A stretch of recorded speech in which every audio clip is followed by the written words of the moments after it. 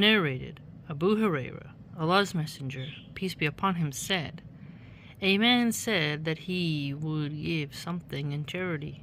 He went out with his object of charity and unknowingly gave it to a thief. Next morning, the people said that he had given his object of charity to a thief. On hearing that, he said, O Allah, all the praises and thanks are for you. I will give alms again. And so he again went out with his alms and unknowingly gave it to an adulteress. Next morning, the people said that he had given his alms to an adulteress last night.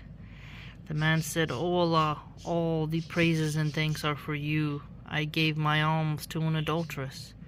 I will give alms again. So he went out with his alms again, unknowingly gave it to a rich person. The people next morning said that he had given his alms to a wealthy person. He said, O Allah, all the praises and thanks are for you. I had given alms to a thief, to an adulteress, and to a wealthy man.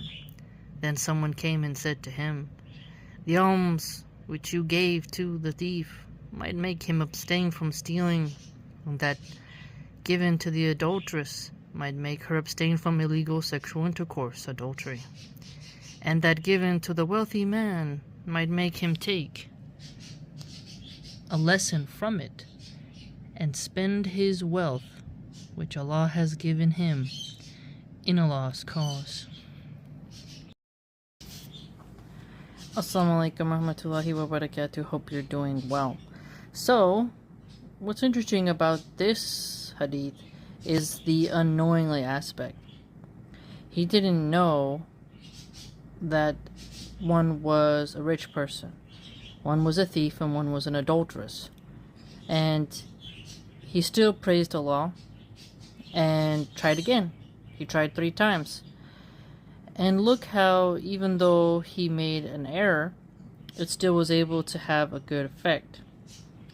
And something that's interesting about the adulterous one is that in our day and age, our women are choosing that path. They don't want to do an honest day's work. They'd rather have fast, easy money, and America and most Western nations incentivize that behavior and don't punish that. And the men themselves seem to favor those kinds of women. Even though they shame them online, they still monetize them. Myron Gaines, Andrew Tate, these are men who have mocked those types and yet have made money because of them. Had those women not done that profession, a lot of them wouldn't have as many views and quite less money. When it comes to the thief, you don't know someone's a thief. Usually, if you knowingly give money to a thief, that's odd. But there's this pain there where you're like, oh, a thief? I gave money to a thief? Damn it. And yet, there's a lesson there. And the thief might make him abstain from stealing, as it says. Like, they might see it and be like, you know what? I don't need to go and take something. But there's also human greed that comes into factor. And when you notice how the wealthy man reacts in this hadith, and that it might give him pause, and he might think to himself, I'm going to spend my money in a lost cause, in a halal way. How many wealthy men do we know in the world who spend their money on sin? Drugs, women, degeneracy. One of the most popular drugs amongst wealthy people is cocaine. And cocaine does a number on the body over time. And it's quite sad how much rich people will spend on alcohol, finest wines, champagne, all that, and also upon escorts. It's a very sad thing when you examine how women will debase themselves for that, and how many people don't see a problem in that behavior simply because they say it's the oldest profession. One of the oldest, that is. Quite sad. But also, let's examine further here. says here the people said, the people. So I see them two ways. The haram, the slur, the haram police, but also the group is judging. But they also are, at the same time, they're doing a good job. Like, oh, by the way, did you know you gave this thief money? And he's like, oh my goodness, really? So there's twofold things going on here. The people recognized the thief and did a good job of warning their fellow believer to abstain from giving to a criminal.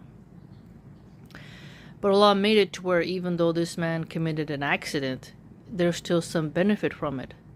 But I don't think this is a prescription for giving money to thieves.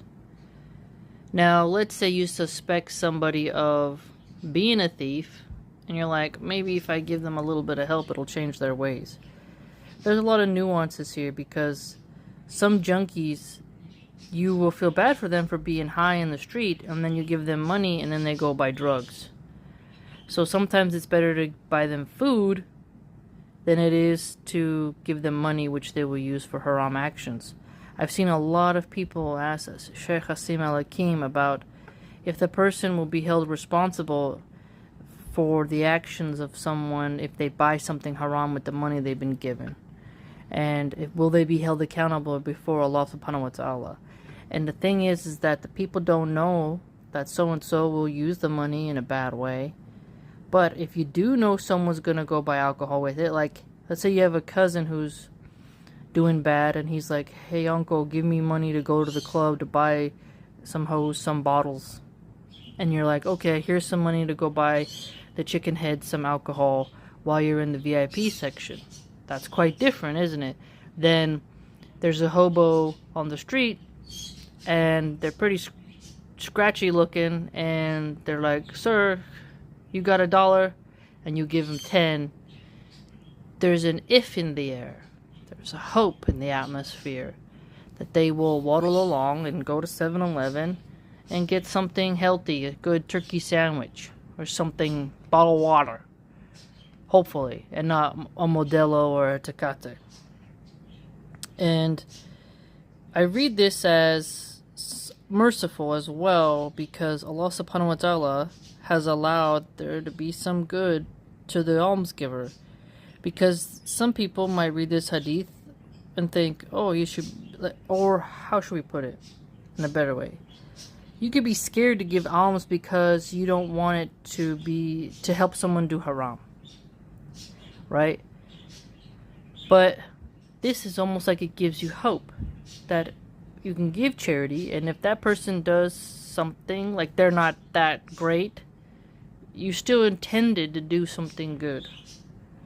And so, remember, there are hadiths that talk about it's the needy who need the charity.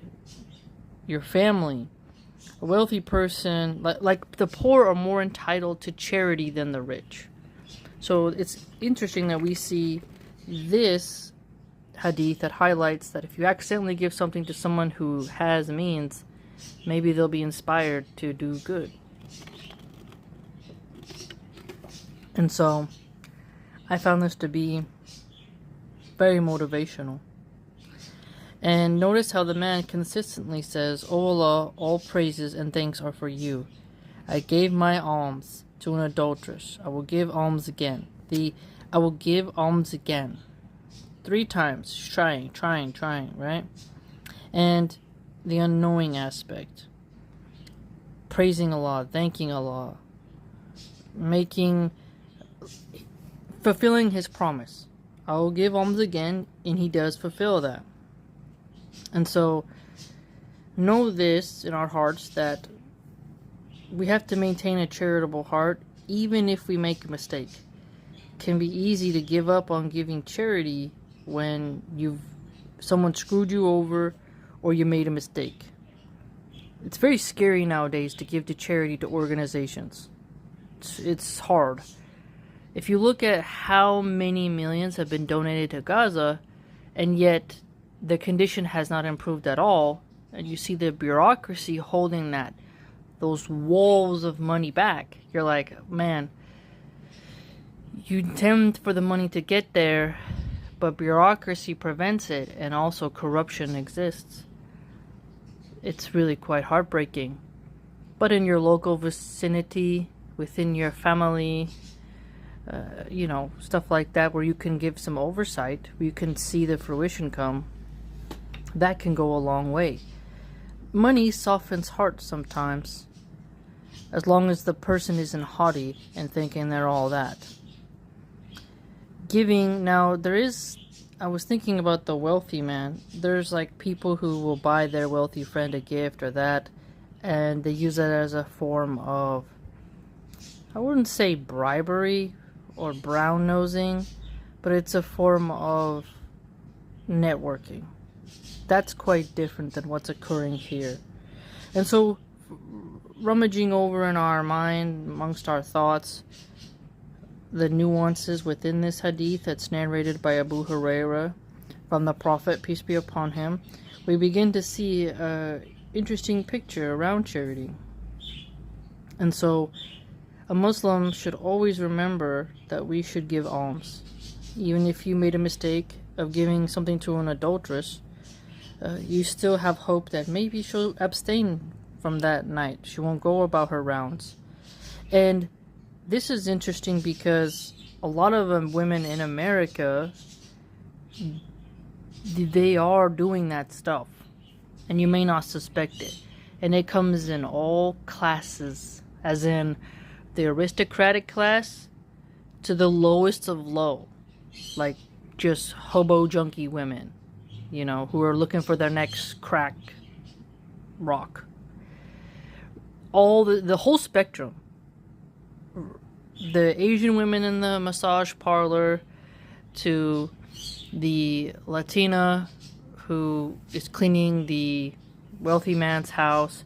You'll notice that there's plenty of women, a plethora, who want to do that, and Nicki Minaj, Cardi B, those types glorify it because they did it too.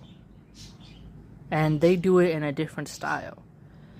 And so, it can be quite nerve-wracking for a believer because you want your money to go to good women who deserve it and who need it. And you don't want to help people sin. But here we see that there was a mercy of circumstance. And so, some thieves, they steal, for example, in California at least, there's people who steal catalytic converters. They steal from Walgreens, CVS, Rite Aid, and then they resell the stuff on the street. If you've ever walked through the hood, you'll see people with bags and stuff, and they'll be like, "Hey man, you want to buy this?" And it's like random items, and you're like, "What is it?" And they're like, "Come on man, just give you some. And you're like, I don't need anything, but here's $5. And then you hope that person will use it for shampoo or something beneficial, and that they won't use it for drugs, right? Now you can feel it, they stole it. You don't know for sure if they stole it. But if you were to try to help them give alms, maybe they won't steal for the remainder of that day. It's something to think about. I remember further that there's this travel vlogger who I follow, and he will see someone selling food in the street, and he'll buy the whole bundle. Like, let's say she made donuts or something, some type of pastry, and he'll say, like, how much would it cost to buy all of this so you can go home for the day and rest? And some of these women, they have babies on their backs. And he'll buy the whole lot, plus leave a tip, and disperse the products to people in the crowd. And then later he'll walk by to see if she really went home, and she cleaned up her booth and went home. That's beautiful. That's wonderful. MashaAllah, tabarakallah. And so I also think of that when I read this hadith. Let me know what you think. I'd be curious to see how you take it. Maybe you have some examples in your own life. And this is from Sahih Bukhari. The summary was my very first hadith book. I read it all multiple times. And it's so potent as a book, and I have such fond memories of it, just reading it. And has over 1,000 pages, and it's just wonderful. Over 2,000 hadiths. I've read every single one, annotated. It's got my marks on it.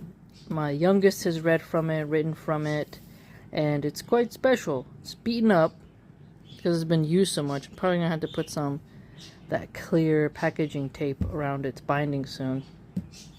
But I do value it greatly because it's got so much knowledge in here, and it's so important for us to study hadith, because the more we study, the more we learn how to be better Muslims, and it helps us have a positive mindset as well, but also nuances of the faith.